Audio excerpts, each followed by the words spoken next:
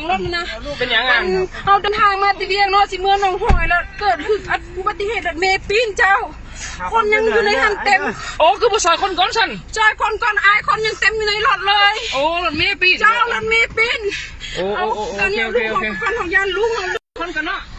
บอกแต่ว่าขอลูกเขาไปเขายานลูกเขามันกระแหกที่ไอ้โดยแต่เขายังใครจะอยู่ก้นรถเขาหมดออกมาจังทันไหนโอ้ยแต่เดี๋ยวนี้คนละลายบ่คนลายเจ้าคนลายเดี๋ยวมีไผอีกขอชี้ซอยไปเลยนี่ค่อย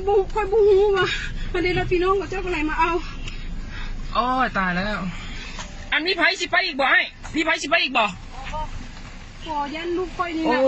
ค่อยจะมาเยี่ยมเอาเงินได้มีต้องเงินนะกันเป็นมุ่นได้กับมุ่นเอาให้เนี่ยอยู่ห่างหลังรถนะเจ้า